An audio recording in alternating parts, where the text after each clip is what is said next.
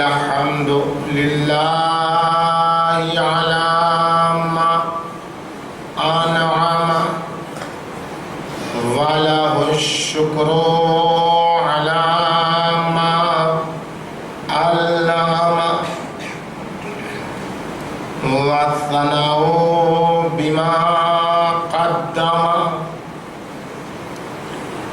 من عموم نعم ابتداها وسبوع آلاء أصداها وتمام من ندوالاها جمعا الإحصاء عددها ونا عن الجزاء أمدها وتفاوت عن الإدراك أبدها والصلاة والسلام والتحية والإكرام على عبده ورسوله وصفيه وخيرته وأمينه على الوحي الذي انتجبه قبل أن أرسله وسماه قبل أن اجتبله واصطفاه قبل أن ابتعثه سيدنا ونبينا وشفيع ذنوبنا وطبيب نفوسنا وحبيب قلوبنا مولانا سيدنا أبي القاسم محمد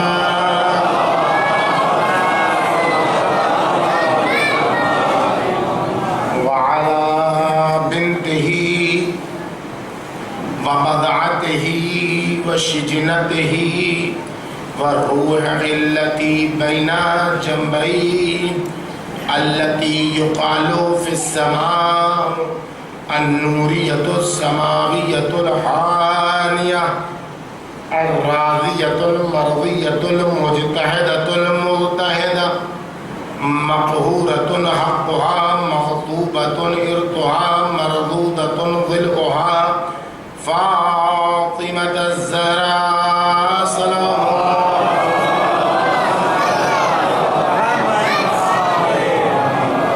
وعلى بعلها وبنيها والسر المستودع فيها لا سيما على بقية الله في الأرضين سلام على آل ياسين السلام عليك يا داعي الله ورباني آياته السلام عليك يا باب الله وديان دينه السلام عليك يا خليفة الله وناصر حقه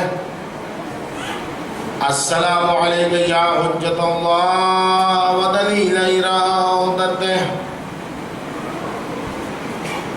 بهم نطر الله ومن أعدائهم نتبرأ إلى الله أما بعد فقد قال سبحانه وتعالى في محكم كتابه ومتقن بيانه وقوله الحق فاعتبروا يا أولي الأبصار وقال الإمام الصادق عليه الصلاة والسلام وجعلك وأباك وجدك وأخاك وبنيك عبرة لأولي الألباب صلوات الله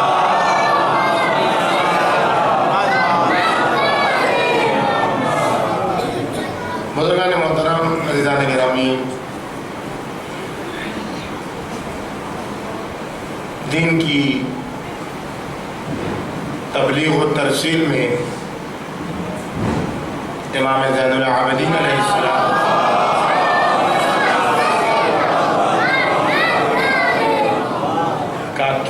کردار کے حوالے سے جو گفتگو آپ کے سامنے پیش کی جا رہی ہے وہ عبرت عاشورہ کے تناظر میں پیش کی جا رہی ہے کہ خدا صاحبان عقل و خرد سے اس بات کا تقاضا رکھتا ہے کہ وہ عبرت حاصل کریں، ان منفی پہلوؤں سے جو انسان کی ساری محنتوں کو رائگاں کر سکتے ہیں۔ اگر اچھائیاں ہوئیں اور ان اچھائیوں کے درمیان جو رکاوٹیں ہیں کمال تک پہنچنے کے لیے، تو اگر ان رکاوٹوں کو دور نہیں کیا گیا تو وہ ساری اچھائیاں اکارت جائیں گی، وہ ساری محنتیں برباد جائیں گی۔ کیوں؟ اس لیے کہ جو اچھائیاں ہیں رکاوٹوں کی بنیاد پر، موانع کی بنیاد پر اچھائیوں کے حسن اور جمال کو بیکار کر دیتی ہیں۔ اسی کو درک کرنے کی ضرورت ہے، اسی کو سمجھنے کی ضرورت ہے۔ کربلا کی سب سے بڑی خوبی یہ ہے کہ کربلا عبرت کے آئینے میں یہی سبق سکھاتی ہے کہ اپنی اچھائیوں پر نازا نہ ہو، اپنے کمالات پر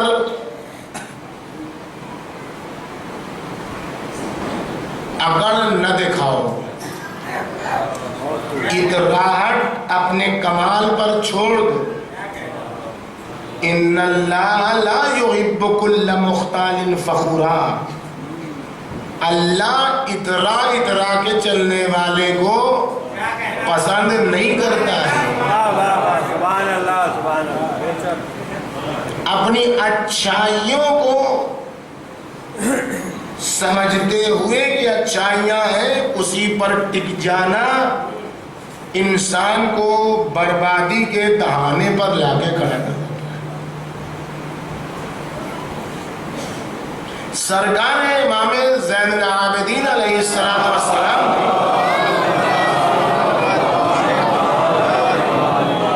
جو قربانیاں دی ہیں دین کو پہنچانے میں، اس کے اوپر اگر غور کیا جائے جس ماحول میں تھا، پہلا مرحلہ آپ کی زندگی کا میں نے کل عرض کیا اسیری کا زمانہ، اس اسیری کے زمانے میں امام علیہ السلام نے دشمنوں پر کس طریقے سے جارحانہ حملہ کیا ہے، باوجود کہ قیدی ہیں، لیکن اس قید و بند کے زمانے میں، اس اسیری کے زمانے میں جب بھی حق بیان کرنے کی نوبت آئی تو اس میں اسیری رکاوٹ نہیں بنی، اس میں اسیری معنی نہیں بنی، بلکہ فوراً ہی اس کا جواب، اور وہ بھی دندہ شکن جواب، وہ بھی کفر و شرک و بہیمیت و بربریت کے چہرے کا رنگ اڑا دینے والا جواب، ایسا جواب کہ جس سے حقیقت لوگوں کی سمجھ میں آ گئی، اور ایسے حق و باطل کے درمیان فرق قائم کر دیا، فتح و ظفر، کامیابی اور ناکامیابی کا معیار معین کر دیا کہ دنیا آج تک اسی کو معیار فتح سمجھ رہی ہے۔ کل تک دنیا یہ سمجھ رہی تھی کہ جو کسی کو قتل کر دے وہ فاتح ہے۔ کل تک دنیا یہ سمجھ رہی تھی کہ جو کسی کا مال لوٹ لے وہ فاتح ہے۔ کل تک دنیا یہ سمجھ رہی تھی کہ جو کسی کو تاراج کر دے وہ فاتح ہے۔ کل تک دنیا یہ سمجھ رہی تھی کہ جو کسی کے بچوں کو بے گناہ قتل کر دے وہ فاتح ہے۔ کربلا کے بعد یہ معیار زین العبا نے چینج کر دیا کہ قتل ہونے کے باوجود بھی آدمی فاتح ہو سکتا ہے۔ کربلا کے بعد یہ معیار زین العبا نے تبدیل کر دیا کہ اسیر ہونے کے باوجود بھی انسان فاتح ہوتا ہے۔ ہم یہ نہیں جانتے ہیں ہمیں خدا نے ایک اچھائی دی ہے، ایک کرم کیا ہے خدا نے ہم پر، ایک احسان کیا ہے خدا نے ہم پر کہ ہمیں آزادار بنایا ہے۔ ہر ایک کو یہ خدا صفت نہیں دیتا ہے، بلکہ روایتوں میں جملہ ہے کہ اللہ جس کے لیے نیکی کا ارادہ کرتا ہے، من اراد اللہ بہ خیرا، اللہ جس کے لیے نیکی کا ارادہ کرتا ہے اس کے دل میں حسین کی محبت اور حسین کی زیارت کی محبت کو دل میں ڈال دیتا ہے۔ ہر ایک کے لیے نہیں، جس سے اللہ کو نیکی کا ارادہ ہوتا ہے اس کے دل میں حسین کی محبت ڈالتا ہے، زیارت حسین ابن علی علیہ السلام کی محبت ڈالتا ہے۔ لیکن اس اچھائی کو باقی رکھنا ہماری ذمہ داری ہے۔ ہم اسی میں اترانے لگتے ہیں کہ عزاداری ہمیں ملی ہے تو اب اس کے علاوہ ہمیں کسی چیز کی ضرورت ہی نہیں ہے۔ یہی عاشورہ کی عبرت ہے، یہی زین العبا سمجھانا چاہتے ہیں کہ معیار کیا ہے عزاداری کا، معیار کیا ہے مجلس ادا کا، مجلس ادا میں کیا بیان ہونا چاہیے، یہ کون بتائے گا؟ جس کی مجلس ہے وہی بتائے گا، کوئی دوسرا نہیں بتا سکتا ہے۔ یہ زین العبا علیہ السلام بتائیں گے، یہ امام حسین علیہ السلام بتائیں گے۔ من آتانا لم تعدم خصلتا من اربع، جو ہماری بزم میں آتا ہے، جو ہماری مجلسوں میں آتا ہے، اسے 4 چیزوں میں سے ایک چیز ضرور ملے گی۔ اب مجلسوں کا معیار، مضمون خطابت معلوم ہو گیا، 4 چیزوں میں سے ایک چیز ضرور ملے گی۔ آیتن محکمتن، جو ہماری بزم میں آئے گا اسے اصول عقائد، اصول دین کی گہری معلومات ہوگی۔ قاضیتن عادلتن، اس کے اخلاق و کردار درست ہو جائیں گے۔ جو ہماری بزم میں آئے گا اس کو اخلاقی قوانین معلوم ہو جائیں گے۔ اخن مستفادن، جو ہماری بزم میں آئے گا اسے فائدے مند بھائی سے ملاقات ہوگی، ایسا بھائی اسے ملے گا کہ جو اس کے لیے فائدے مند ہو۔ وَمُجَالَسَةَ الْعُلَمَاء، اور جو ہماری بزم میں آئے گا اسے علماء کی ہم نشینی نصیب ہوگی، اسے علماء کے ساتھ رابطہ کرنا نصیب ہوگا۔ اب اگر یہ چیزیں ہماری مجلسوں میں ہیں تب تو ہماری مجلس حسینی ہیں، اور اگر ان میں کمی آتی ہے تو پھر ہمیں اپنی مجلسوں کے بارے میں سوچنا ہوگا۔ اب اگر ہماری مجلسوں میں نماز کی خدا نخواستہ بے حرمتی ہو، اب اگر ہماری مجلسوں میں خدا نخواستہ نماز کی اہمیت کم دکھائی جائے، نماز پڑھنے نہ پڑھنے کی بات نہیں ہے۔ چھٹے امام فرماتے ہیں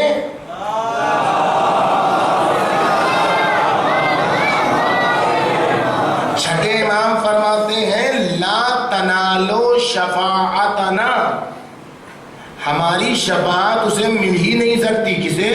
من استخف بالصلاۃ، جو نماز کو ہلکا شمار کرتا ہے.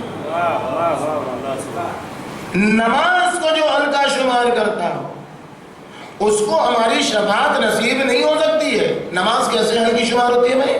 پڑھنے کی بات نہیں ہے، نہ پڑھنے کی بات نہیں ہے، بحث ہے نماز کو ہلکا شمار کرنے کی. نماز جب ہلکی شمار کی جائے، سبق شمار کی جائے، اس کی اہمیت کا تقاضا پورا نہ کیا جائے، کیسے؟ وہ کیسے ہوتا ہے؟ وہ ایسے ہوتا ہے کہ عین مجلسی کا وقت ہے، عین نماز کا وقت ہے. ادھر اذان ہو رہی ہے، ادھر مجلس ہو رہی ہے. میں تعلق ہے. اور عورتوں کے لیے تو سارے قانون ختم ہو چکے ہیں. عورتوں کے لیے تو سارے قانون ختم ہو چکے ہیں. کوئی شریعت ہی نہیں ہے، کوئی دین ہی نہیں ہے. جو شریعت ہے عورتوں کی ہے، وہ بالکل پیر جیسی مغرب کی نماز کا وقت ہے ویسی مجلس شروع کر دیں، وہ بھی مائک پر. مطلب کوئی ہے ہی نہیں، نہ شریعت ہے نہ پابندی ہے شریعت ہے. کیوں؟ ایسا کیوں ہوا؟ اس لیے کہ ہم نے معاشرے اور سماج میں عورت کو وہ تعلیم نہیں دی جو دین دلانا چاہتا تھا. ساری دنیا تک پیغام پہنچانے والا، دین کا پیغام پہنچانے والا، دینداری کا پیغام پہنچانے والا اپنے گھر ہی میں آ کے ٹوٹ جاتا ہے. خاتون خانہ ہی کے آگے گھٹنے ٹیک دیتا ہے، اس سے کون بولے؟ شادی میں اسلام نہیں. کیوں؟ اس لیے کہ عورتوں کے ہاتھ میں ہے شادی. نکاح اور ولیمے کے علاوہ شادی میں کچھ بھی دین کا کام ہے ہی نہیں. کس لیے کہ کیپچر ہے شادی. کتنی آپ تقریر کر لے جائیے، دیندار والی شادی کر دیجیے، دینی شادی کرنا چاہیے، ہو نہیں سکتی ہے. اس لیے کہ شادی کا پورا کمانڈ عورتوں کے ہاتھ میں ہے. موت میں آپ دینداری کر نہیں سکتے ہیں. دین جو کہتا ہے موت کے سلسلے میں ہو ہی نہیں سکتا ہے. اس لیے کہ موت کا کمانڈ بھی زنار خانے میں ہوتا ہے. جب دونوں چیزیں کمانڈ میں ہیں تو حیات و موت ہی دو چیز ہے. دونوں جب بے دینی کا شکار ہو گئی تو پھر بچا کیا؟ یہ کیوں ہوا؟ اس لیے کہ ہم نے اپنی بچیوں کو تعلیم تو دی، لیکن دین جو تعلیم کہہ رہا تھا وہ تعلیم بچیوں میں نہیں آئی جو بعد میں عورت بنے گی. اور یہ قانون سب نے پاس کر دیا ہے کہ جب مرد تعلیم یافتہ ہوتا ہے تو ایک مرد تعلیم یافتہ ہوتا ہے. مرد جہاں تعلیم پاتا ہے اس کی تعلیم اس کی ذات میں محدود رہتی ہے، لیکن جب عورت تعلیم یافتہ ہوتی ہے تو پورا سماج تعلیم یافتہ ہو جاتا ہے.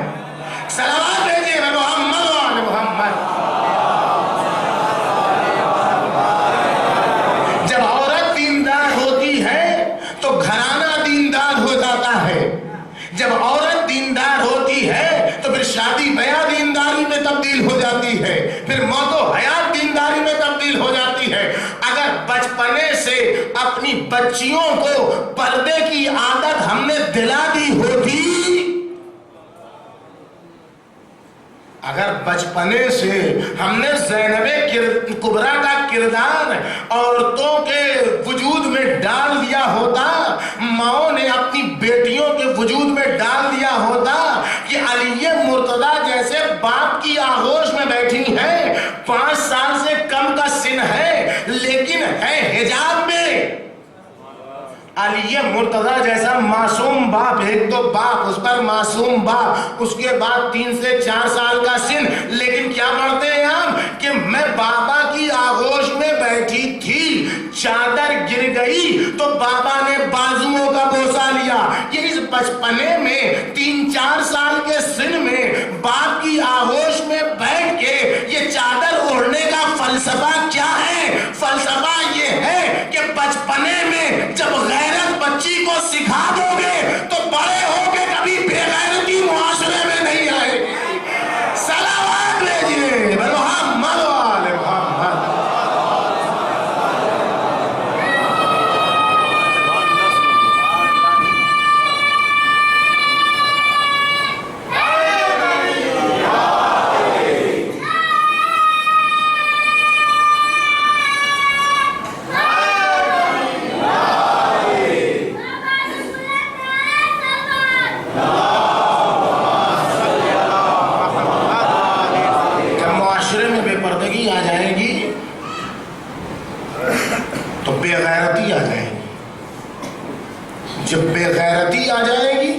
تو اس معاشرے میں کچھ بھی ہو سکتا ہے. اور یہ یاد رکھیے گا اس بات کو، ہر عورت کی بے پردگی میں،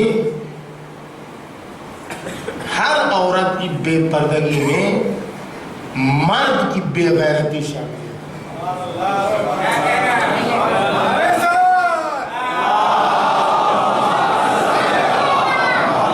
جب تک سماج کا مرد بے غیرت نہیں ہوتا ہے اس وقت تک سماج کی عورتیں بے پردہ نہیں ہوتی ہیں. جس مرد کی آنکھوں کا پانی مر جاتا ہے اس کے گھرانے کی عورتیں دوسروں کی نگاہوں کی ہوس کی شکار ہوتی ہیں. اور جس گھرانے کی مرد باغیرت ہوتی ہیں ان کی آنکھوں میں پانی ہوتا ہے، ان کی گھر کی عورتیں کبھی بھی دوسروں کی نگاہوں کی ہوس کا شکار نہیں ہوتی ہیں. بہانے بنانے سے کچھ نہیں ہوتا ہے. ہم ایسے ایریے میں رہتے ہیں، ہم ایسے علاقے میں رہتے ہیں، ہم ایسے ماحول میں رہتے ہیں جو وہاں پردہ نہیں ہو سکتا ہے. اگر غیرت آ جائے تو سب جگہ پردہ ہو سکتا ہے. ارے مولانا آپ جانتے نہیں، آپ سمجھتے نہیں، ہم جس پوش علاقے میں رہتے ہیں اس ایریا کا تقاضا ہے کہ وہاں جھوجو منا بنا کے اپنی عورتوں کو تھوڑا نکالیں گے. اب مال میں جانا ہے، اب مارکیٹنگ کرنی ہے، اب وہاں ہم کو بیکورڈ کہیں گے لوگ. ہمیں تو دین تو یہ نہیں کہتا نا کہ دین بدنام کرو، بیکورڈ. وہ تو اپ ٹو ڈیٹ رہنا ہے چاہے ہماری غیرت چلی جائے. ایسا لگتا ہے جیسے کل قیامت کے دن سارا عذاب زمانے کو ہوگا، حالات کو ہوگا، سارا قصور زمانے کو. جیسے ہر بات شیطان کو ڈال دی جاتی ہے، کل قیامت کے دن شیطان کہے گا لا تلومونی، ارے مجھے کیوں ملامت کرتے، لوموا انفسکم، اپنے آپ کو ملامت کرو. میں نے بھی بلایا تھا، اللہ نے بھی بلایا تھا، میری دعوت جھوٹی تھی، اللہ کی دعوت سچی تھی. یہ تمہارے نفس کی برائی ہے جو جھوٹ کی طرف بھاگ گئے، سچائی کو چھوڑ دیا، تو مجھے کیوں ملامت کرتے. لوموا انفسکم، اپنے آپ کو ملامت کرو کہ سچائی کی طرف کیوں نہیں گئے، جھوٹ کی طرف کیوں چلے آئے. صلوات بھیجیے محمد.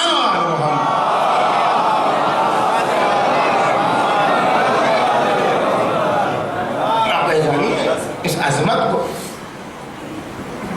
جاہلیت کے زمانے تھی، برائی کبھی نہیں آئے گی. زمانے جاہلیت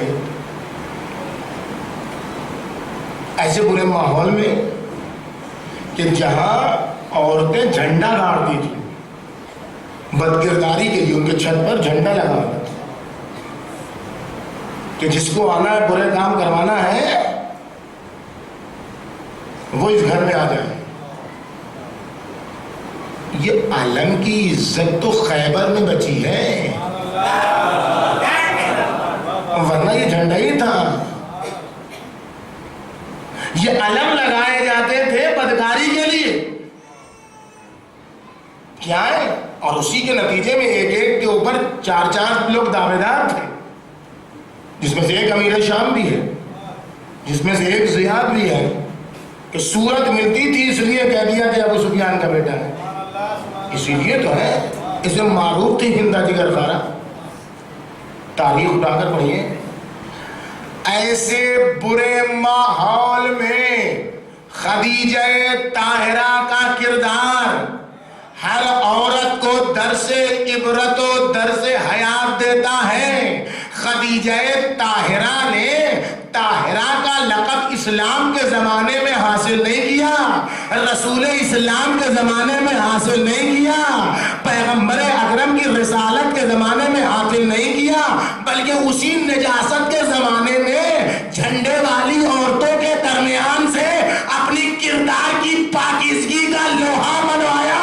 جہاں بد کرداری بام عروج پر تھی، کردار خدیجہ دنیا کی تمام عورتوں کو درس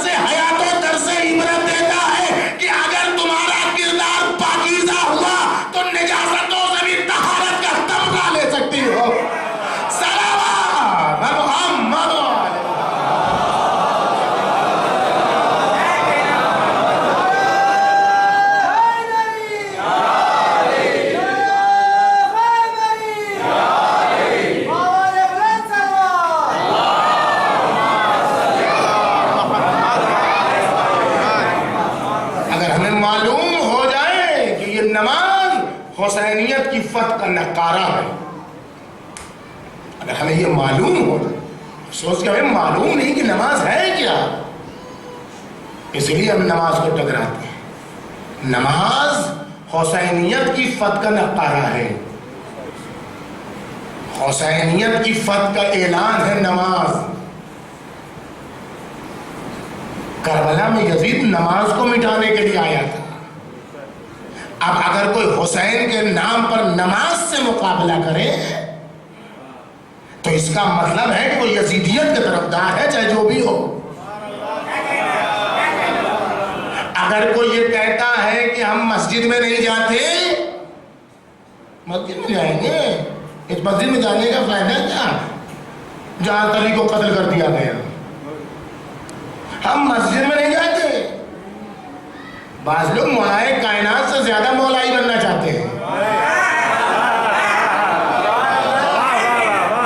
امام حسن سے زیادہ مولائی بننا چاہتے ہیں، امام حسین سے زیادہ مولائی بننا چاہتے ہیں. ان کو نہیں خیال ہوا کہ میرے ابا مار ڈالے گا اس لیے ہم سجدہ نہ کریں گے، سجدے ہی میں جان دے دی. نماز ہم مسجد میں نہیں جاتے. کیوں نہیں جاتے؟ بھائی انہیں ملزم یاد آتا ہے. ہم امام باڑے میں جاتے ہیں اس لیے کہ وہاں امام حسین یاد آتا ہے. واہ واہ واہ واہ، نعرہ حیدری کیا کہنا، چمن چمن، گلی گلی گلی گلی گلی گلی. یہی تو معیار نا. مجلس کامیاب ہو گئی، جیب میں پیسہ لیا، وہ خوش ہم خوش. آج تو مجلس چلی نہیں، نعرے لگے نہیں، ٹھاس ہو گئی آپ کے آگے مجلس. جناب ناظم صاحب، آپ نے یہاں مجلس رکھ کے غلط کیا. مجلس کا معیار جب بدل گیا، جب وہ نہ رہا جو مولا نے چاہا، تو پھر بدل جائے گا. یاد رکھیے گا، جس کو مسجد میں ابن ملجم یاد آئے گا اس کو امام باڑے میں شمر یاد آئے گا، اور جس کو مسجد میں علی یاد آئیں گے اسی کو امام باڑے میں حسین یاد آئیں گے. صلوات بھیجیے محمد والے محمد.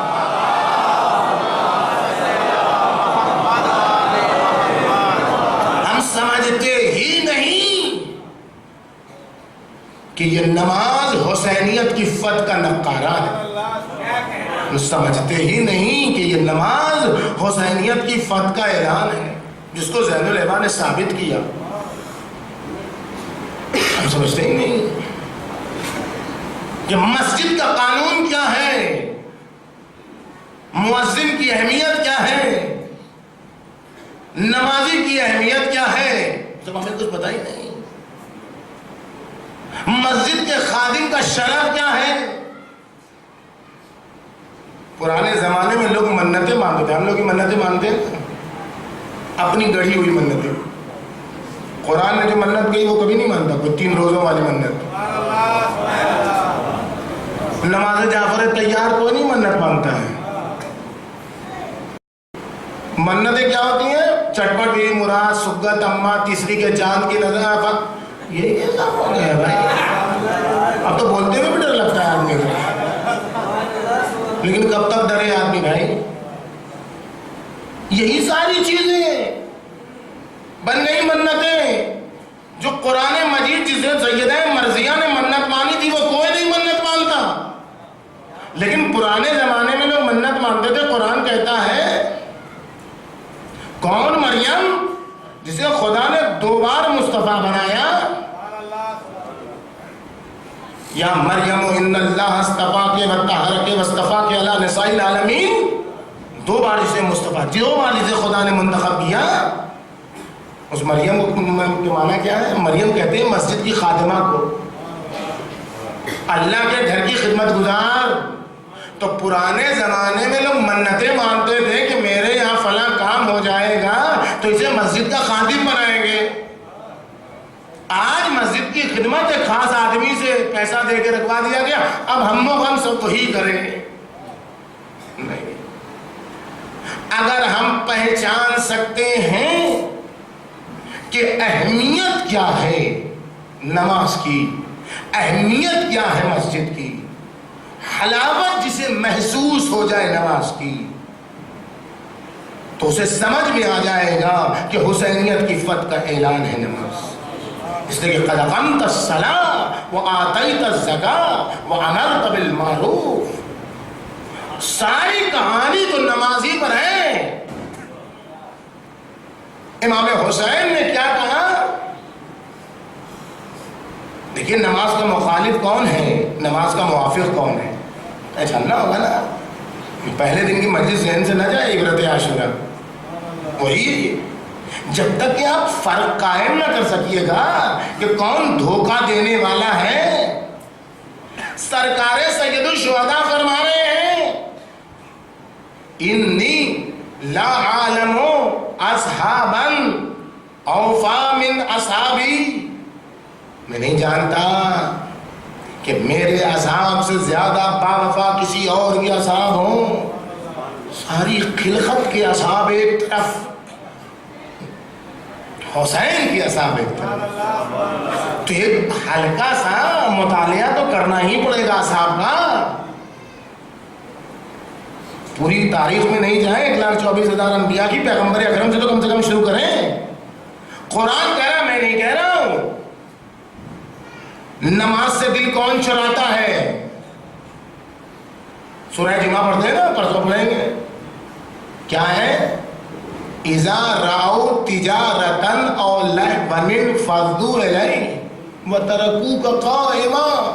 اے نبی، یہ آپ کے پیچھے نماز پڑھنے والے. پرانے زمانے میں کیا تھا کہ لوگ اپنا سامان بناتے تھے، جو کچھ بھی بناتے تھے تجارت کا، تو کچھ لوگ جا کے وہاں سے لے آتے تھے اور اس کے بعد زیادہ قیمت میں بیچتے تھے شہر میں.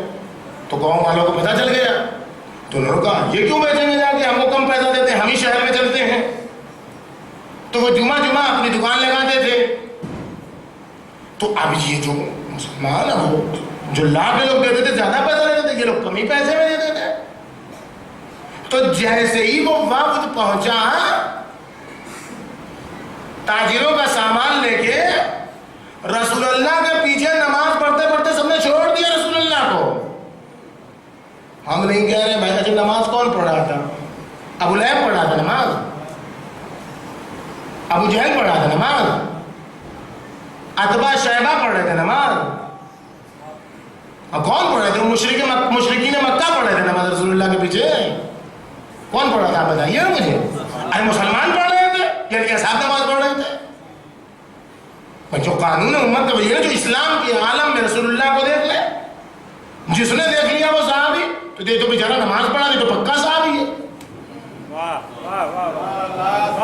یہ رسول کے پیچھے نماز پڑھا، لیکن نماز اس کے لیے اہمیت نہیں ہے. نماز کو یہ چھوڑ کے بھاگ جاتا ہے تجارت کی طرح، دنیا کی طرح. اذا راؤ تجارتن او لہوا انفضوا الیہ. اور لہو لعب دنیا کی سرگرمی دیکھتا ہے رسول اللہ، آپ کو تنہا چھوڑ کے بھاگ جاتا ہے. اس کو اللہ پر بھی بھروسہ نہیں. قل ما عند اللہ خیر من اللہو والتجارہ. اے نبی سے کہہ دیجیے اللہ کے پاس جو کچھ ہے وہ تمہاری تجارت سے ہی بہتر ہے، دنیا کی سرگرمی سے بھی بہتر ہے. تو یہ تو کرائٹیریا معلوم ہو گیا نا کہ نبی کے اصحاب کو ہیں جو نماز کو پسے پوچھ ڈال دیتے ہیں دنیا کے لیے. ہم نہیں کہہ رہے، قرآن کہہ رہا ہے. سورہ جمعہ کی مسلم الثبوت آیت ہے، یہ ہے اصحاب نبی کے جو نبی کو تنہا چھوڑ دیتے. اور وہ علی مرتضیٰ کے صحابی ابن عباس، جنگ صفین کا مارکا ہے، پہچانے تو کوئی کہ نماز ہے کیا.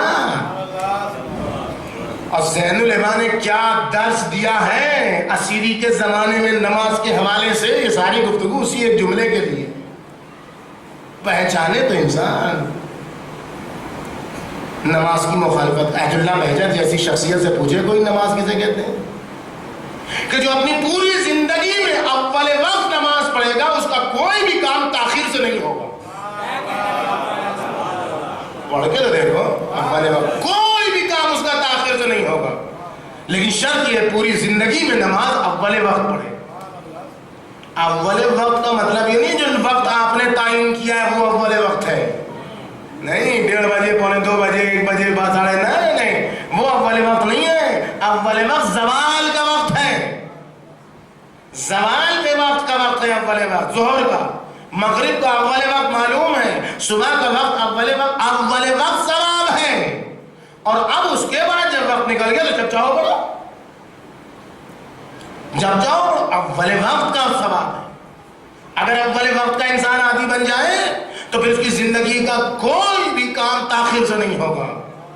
وہ رسول اللہ کے اصحاب کے نماز کو چھوڑ، وہ بھی رسول کے پیچھے نماز، حضور وہ بھی مسجد النبی میں نماز پڑھنے کا ثواب. جناب 4 مسجدیں تو ہیں جس میں ثواب پڑھنے کا 1000، 1 رکعت پڑھو تو 1000 رکعت.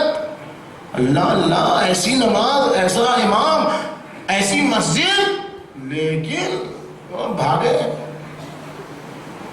اب علی مرتضیٰ کے ابن عباس جنگ صفین لڑے، لڑتے لڑتے نماز کا وقت آیا، گھوڑے سے نیچے اترے، مصلی بچھایا، اللہ اکبر. ابن عباس کو برا لگ گیا، ہائے ہے یہ بھی کوئی نماز کا وقت ہے جناب؟ یہ تو جنگ کا وقت ہے، یہ تو دشمن کے پشتوں کے پشتے لگانے کا وقت ہے. پر جس تیور میں ابن عباس نے کہا کہ یہ بھی کوئی نماز کا وقت ہے، اسی تیور میں پلٹ کے علی مرتضیٰ نے کہا تو پھر ہم لڑ کس لیے رہے؟ بھئی یہ جملہ نہیں ہے، پوری تاریخ کا فیصلہ ہے. میں نماز کو بچانے کے لیے لڑا ہوں، معاویہ نماز کو مٹانے کے لیے لڑا ہے. سلام دیجیے محمد.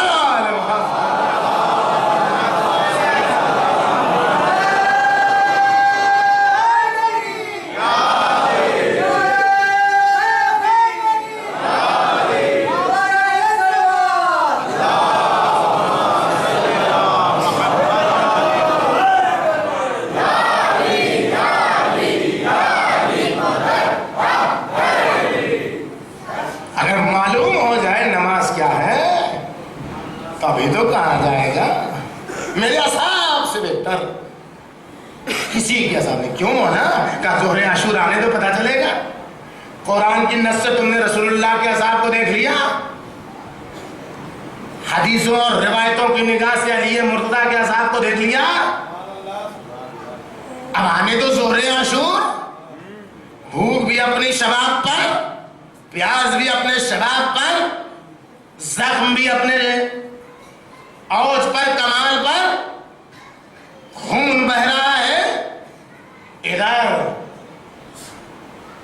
آسمان کی طرف نگاہ گئی، ابو سمامہ خوشبودار مٹی والا جس کی تینت خوشبودار تھی، ایک بار کہتے ہیں مولا نماز کا وقت ہو گیا، کیا بہتر ہوتا کہ زندگی کی آخری نماز آپ کے ساتھ پڑھ لیتے.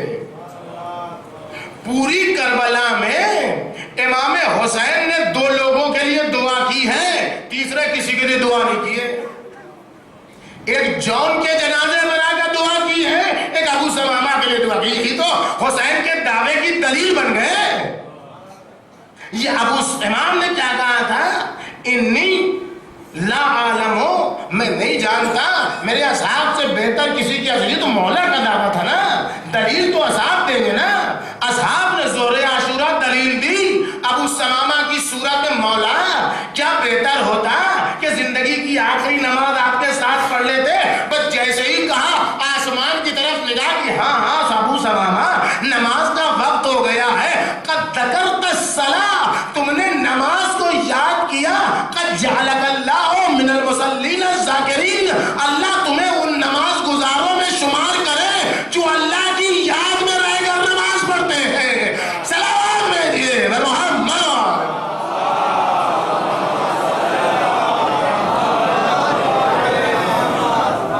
ہر نمازی کی بات نہیں ہے، ہر نمازی کی بات نہیں ہے، ورنہ نمازی تو قاتل حسین بھی تھے. نہیں جلدی جلدی قتل کرو، عصر کی نماز باقی ہے. ہاں یہ نمازی نہیں جس کا دل اللہ کے پاس نہ ہو. امام حسین نے یہ نہیں کہا قد جعلک اللہ من المصلین، اللہ تمہیں نماز گزاروں میں شمار کرنا ہے. نہیں، یہ حسین کی دعا ہے، نبی تلی دعا ہے. اللہ تمہیں ان نماز گزاروں میں شمار کرے جو اللہ کی یاد میں رہ کر نماز پڑھتے ہیں. یہ ہے نماز. عظمت مؤذن اگر سمجھ میں آ جائے کہ مؤذن کسے کہتے ہیں، مؤذن 5 مرتبہ اذان میں روزانہ کیا کہتا ہے، معلوم ہو جائے تو پھر نماز کی مخالفت تھوڑی کرے. اور یاد رکھیے گا اس بات کو کہ نمازی دشمن اہل بیت تو ہو سکتا ہے. یہ تو ممکن ہے کہ نمازی ہو حسینی نہ ہو.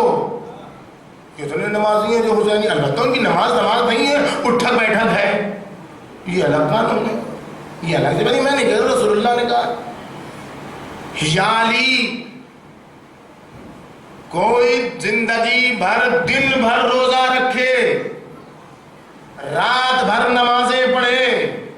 ہم ماہ رمضان میں روزہ رکھنے میں پریشان ہو جاتے ہیں گرمیوں میں، اور یہاں پوری زندگی بھر روزہ رکھے، پوری رات نماز کے لیے کھڑا رہے.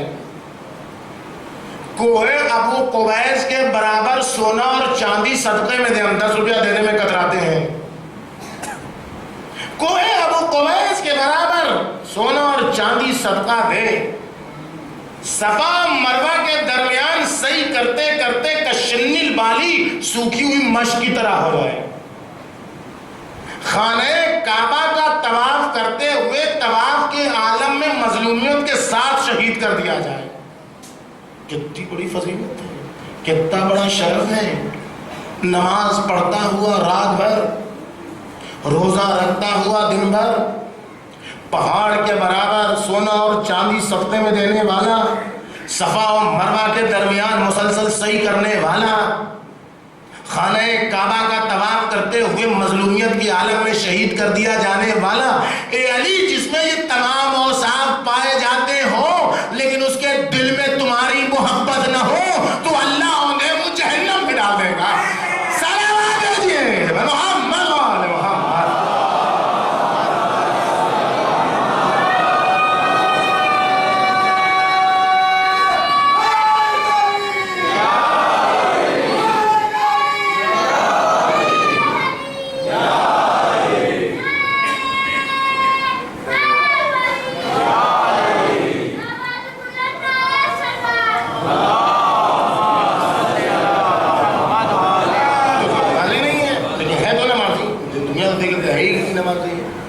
تو یہ تو ممکن ہے کہ نمازی ہو حسینی نہ ہو، لیکن یہ نہیں ہو سکتا کہ حسینی ہو اور نمازی نہ ہو. حسینیت میں کہیں کمی ہوگی تو نماز میں کمی آئے گی. اگر معلوم ہو جائے کہ مؤذن کا شرف کیا ہے، اذان دینے والا اذان میں کیا کہتا ہے، شاہی اذان. مولا کائنات کہتے ہیں رسول اللہ نے ہمیں تمام کمالات دیے، ہمیں مؤذن نہیں بنایا. مؤذن کسے بنایا؟ بلال کو بنایا. کالا، سیاہ، غلام، کسی کوئی حقیقت نہیں، کسی کوئی آبرو نہیں، سب لائن میں لگے تھے، سب لائن میں لگے تھے کہ ہمیں مل جائے، ہمیں مل جائے، اعتراض پر اعتراض، سب نہ. کیوں نہیں؟ رسول اللہ اتنے عرب تھے جن کی قرآت اتنی اچھی تھی، جن کی ساری چیزیں عرب تھے بھائی، ان کا پروننسیشن اچھا تھا. یہ اس کو پائے کے لیے بنا دیا. ہم تو آئے ہیں اس لیے کہ دنیا کا مزاج بدلیں، غرور و نخوت کی ناک کو زمین پر رگڑیں، تکبر کے غرور، تکبر و غرور کے عادی لوگوں کے تکبر کو زمین پر رگڑ کے ختم کر دیں. کل بلال تھے نا، کل بلال تھے آواز کے غلام. غلام عرب میں غلام کی کوئی اوقات نہیں. ادھر آقا نے پکارا بلال، دوڑے بلال. ادھر نے آقا نے کہا یہ کام کرو بلال، جی حضور. ادھر کام کر رہے ہیں بلال، دوسرے نے پکار لیا، جی حضور. بلال کا کام ہی یہی ہے. کچھ کر ہی نہیں سکتے.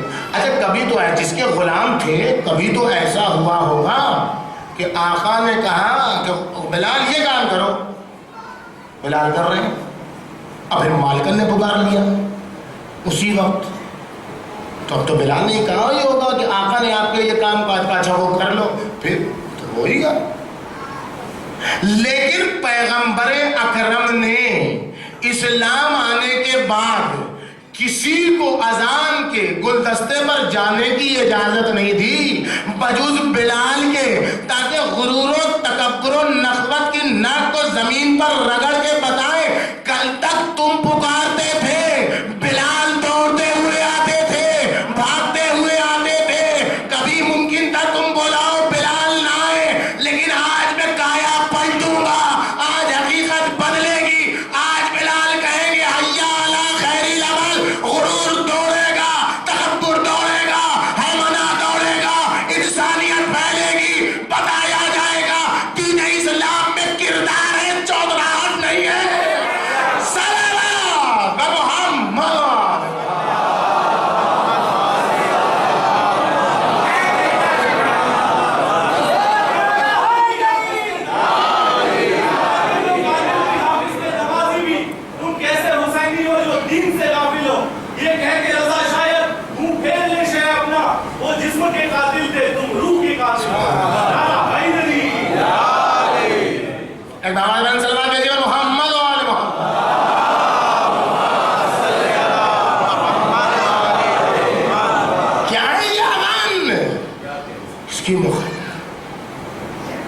اذان ہوتے ہوئے آواز باہر جانا توہین ازاں ہے، عزاداری کو کمزور کرنا ہے. اگر اذان کے وقت ہی مجلس ہو رہی اور آواز باہر جاتی، اگر معلوم ہو کہ اذان بھی ایک عزاداری ہے، پیغام حسینیت کا اعلان ہے. جذبات میں کوئی بات نہیں کہہ رہا ہوں کہ آپ کہیں آج جوش میں آئے نماز کے سلسلے میں بولنا ہے، نہیں.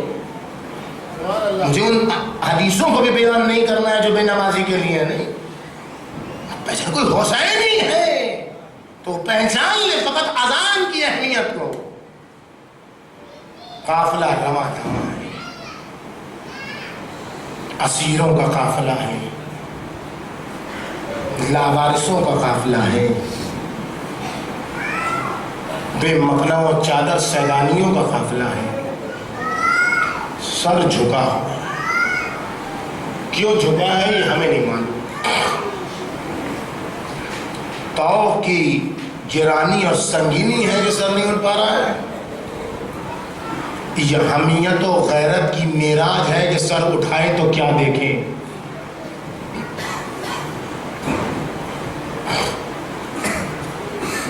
کتنی دیر میں طلحت الخیر کے بیٹے یا پوتے ابراہیم نے راستے میں شام کے ایک سوال کر دیا، یبن الحسین من الفاتح، اے حسین کے بیٹے یہ بتاؤ کون جیتا. اس جملے کے درد کو کون محسوس کرے؟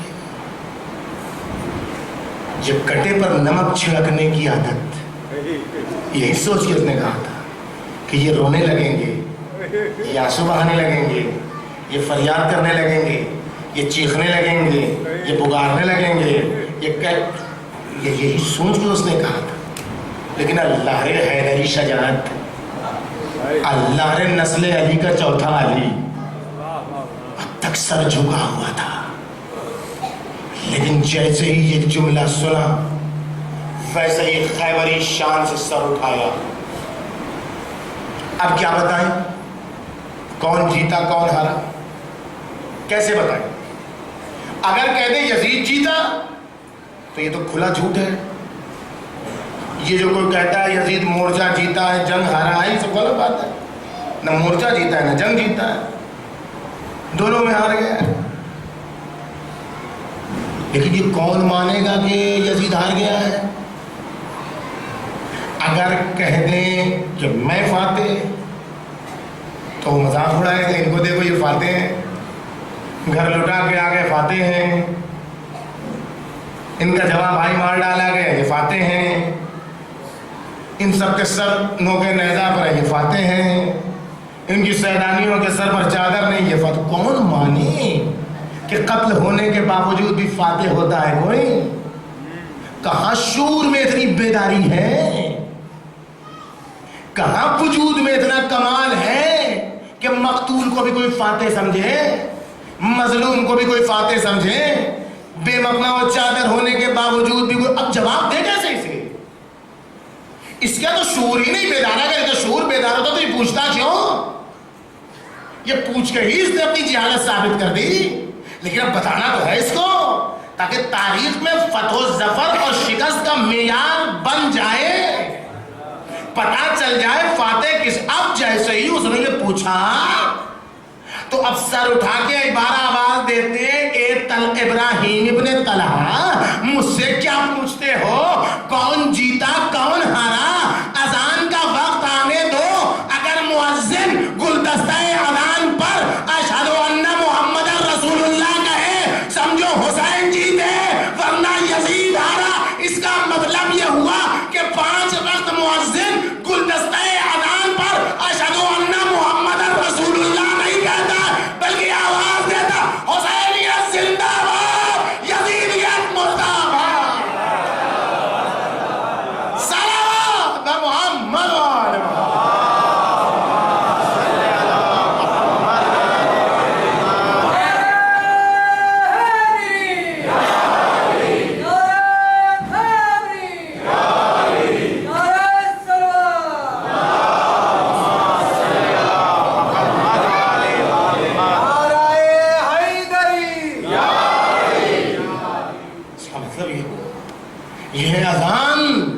یہ اذان کی اہمیت،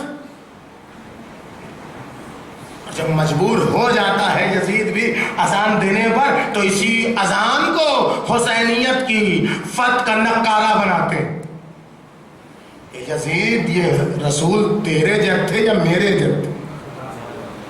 اگر کہتا تیرے جب تھے تو جھوٹا ہے ساری دنیا، اگر میرے جب تھے تو کیا یہ یہی حق ہے؟ یہی حق ہے کہ جس کے جد کا نام تو نما اذان میں لے رہا ہے، ان کی سیدانیوں کو بے مقنا و چادر کر رہا ہے۔ دل ذہن و لباس سے پوچھئے کس جتن سے اس نماز کو بچا کے لائے ہیں؟ کوئی دل ذہن و لباس سے پوچھئے کس جتن سے اس توحید کو بچا کے لائے ہیں؟ کوئی دل ذہن و لباس سے پوچھے، کوئی ننھی سکینہ سے پوچھے جس کی گردن پھنسی تھی، کوئی دل رباب اور لیلا سے پوچھے کہ جب عورتوں نے علی اکبر کا سر دیکھا تو ایک جملہ کہا، اے کاش جب یہ جوان مارا گیا ہو تو اس کی ماں زندہ نہ ہو۔ لیلا نے تڑپ کے کہا یہی تو مشکل ہے، ارے یہی تو مصیبت ہے، ماں زندہ رہی، جوان لال شہید کر دیا گیا۔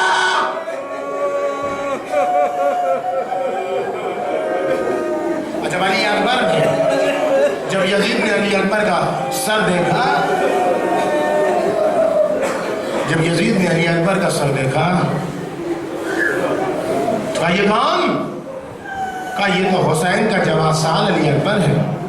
کہ جب اسے قتل کر دیا تھا تو حسین کو ذبح کرنے کی کوئی ضرورت ہی نہ تھی، اس جوان کا غم ہی حسین کی موت کے لیے کافی تھا۔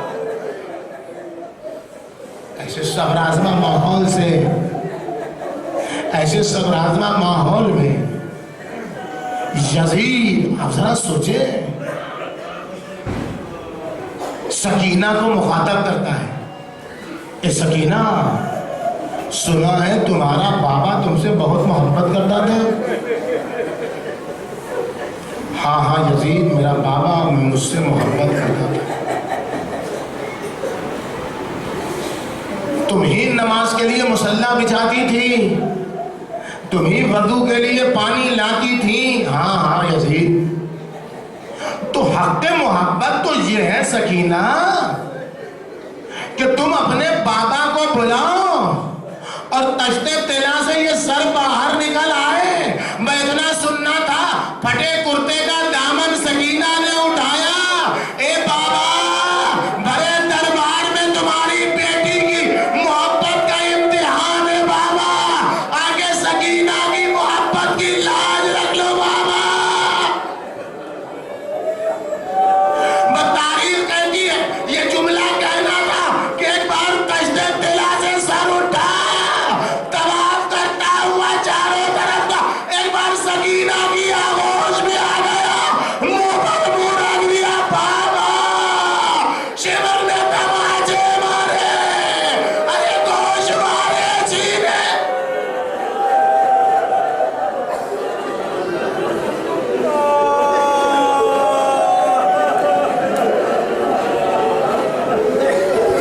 بڑی محنتوں سے یہ آزاداری ہم تک پہنچی, بڑی محنتوں سے یہ آزاداری ہم تک پہنچی. اس آزاداری کی حفاظت ہماری ذمہ داری. ذرہ برابر اس آزاداری میں اگر نقص وارد ہو گیا تو زہرائے مرضیہ ہمیں معاف نہیں کرے گی. ماؤں نے اپنے گود کے بالوں کو قربان کر کے اس آزاداری کو بچایا ہے. مردوں نے اپنے بازو کٹوا کٹوا کے اس آزاداری کو بچایا ہے. زیارت کرنے والا جا رہا ہے, تمہیں نہیں معلوم کہ قبر حسین پر جانے کی پابندی ہے, مجھے معلوم ہے. تو تمہیں یہ بھی معلوم ہے کہ اپنا ہاتھ کٹوانا پڑتا ہے. کہا ہاں یہ بھی معلوم ہے. اس نے اپنا داہنا ہاتھ بڑھایا,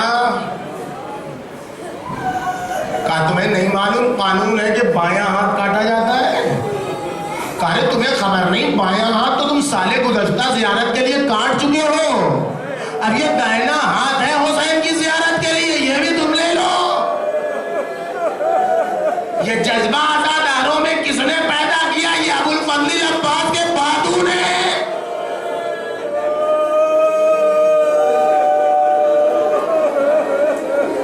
ان ماؤں سے آزاداری سلامت ہے, ان عورتوں سے آزاداری محفوظ ہے.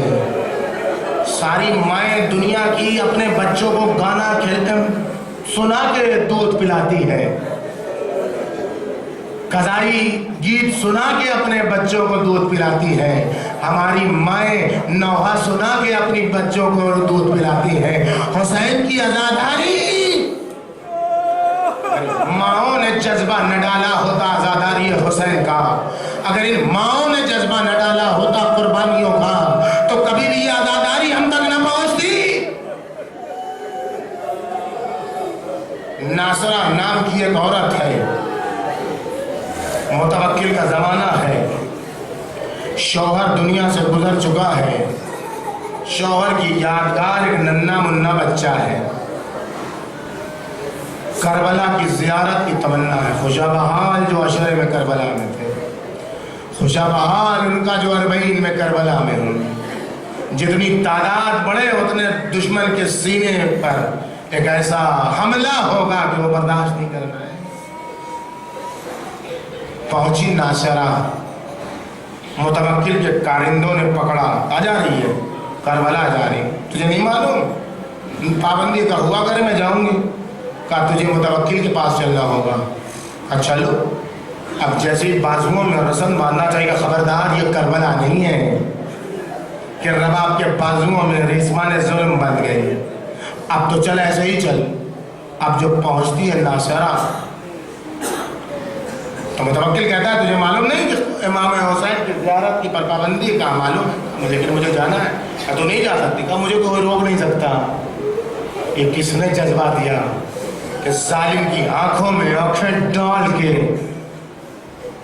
بادشاہ کی آنکھوں میں آنکھیں ڈال کے ایسے بات کرے جیسے آزاد مرد ہو. یہ وہی زینب کبریٰ کی شام و کوفہ کی تقریروں نے اثر دیا ہماری خواتین کے دلوں. کہا اچھا اگر اتنا ہی اصرار ہے تو تجھے کچھ قربان کرنا ہوگا. کہا چاہیے کیا تجھے, جو چاہیے لے لیں. ممتا کا امتحان. کہا تیری آغوش میں جو یہ بچہ ہے وہ قربان کرنا ہوگا. شوہر کی یادگار ہے ننھا سا بچہ آغوش میں. نہ معلوم دل میں کیا آیا، ایک بار درد بھری نگاہوں سے بچے کو دیکھا. مجھے نہیں معلوم، تاریخ کچھ نہیں کہتی، تاریخ کچھ نہیں کہتی، بس شاید کہا ہو اے میرے لال تو اصغر جیسا تو نہیں. جب اسلام پر رباب نے اصغر کو قربان کر دیا تو میرے بچے کی کیا وجہ؟ کہا متوکل ہمیں منظور ہے. کہے ناصرہ ایسے نہیں ہوگا، بچہ تیری آغوش میں ذبح کیا جائے گا. ممتا کی محبت کا امتحان، عزاداری حسین کی حفاظت. کہے ناصرہ تیرا بچہ تیری آغوش میں ذبح ہو. کہا یہ بھی منظور. لیجئے جلاد آیا، ماں کی آغوش میں بچہ ذبح کیا گیا. ماں دیکھتی رہی، بچے نے دم توڑ دیا.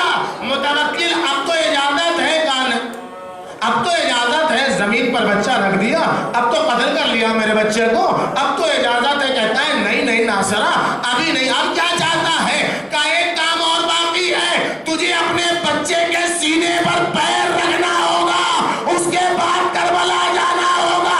بھئی یہ کہنا تھا نہ معلوم کس دل سے اپنے نونہال کے سینے پر، اپنے بچے کے سینے پر ناصرہ نے پیر رکھا. دوڑتی ہوئی کربلا کی طرف دوڑی، خبر حسین پر آ گئی. مولا میری زیارت کو قبول کر لو، مولا مولا میری زیارت کو قبول کر لو، مولا بڑی قربانی دے کے آئی ہو، مولا میری زیارت قبول کر لو، مولا. کسی نے آگے کہا ناصرہ ناصرہ ناصرہ قبر ابوالفضل عباس پر کوئی بی بی تیرا انتظار کر رہی ہے. ناصرہ جیسے ہی پہنچی، بی بی خیریت تو؟ ارے اب جو پلٹ کے دیکھا تو کہہ دے گا بی بی کی آغوش میں ناصرہ کا بچہ. طرف نے بی بی کہتی ہے، اے ناصرہ کہتی ہے بی بی میں نے حسین پر قربان کر دیا. مجھے یہ بچہ ناصرہ جس حسین پر قربان کیا اسی کی ماں سیدہ، یہ بچہ حسین کر دیا. فریاد ہے فریاد، ارے ناصرہ کا بچہ لوٹا دیا.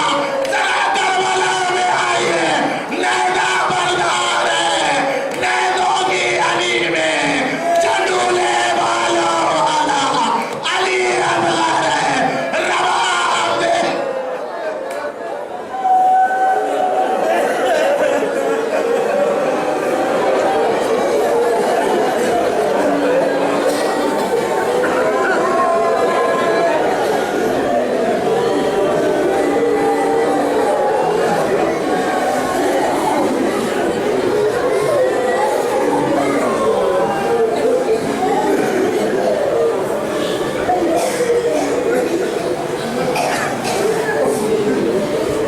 وسيعلم الذين ظلموا أي منقلب يكذبون.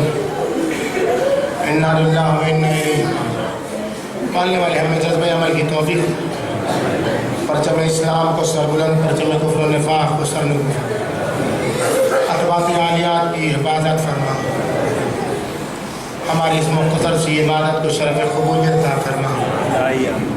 علی اصغر کے خون ناحق کے صدقے میں امام زمانہ کے ظہور میں تعجیل فرما. اور غیبت کے زمانے میں ہمیں ان کے راستے پر چلنے کی توفیق عطا فرما. ہمارے مردوں میں غیرت و حمیت کی توفیق عطا فرما تاکہ ہماری خواتین پردیدار ہو جائیں. اے میرے مالک تجھے واسطہ ہے محمد و آل محمد کا، ہمارے ان آنسوؤں کو قلب حسین کا مرہم قرار دے. امام زمانہ کے ظہور میں تعجیل فرما. ہم گناہگاروں کو ان کے ناصروں میں شمار فرما. وتقبل منا انک انت السمیع العلیم.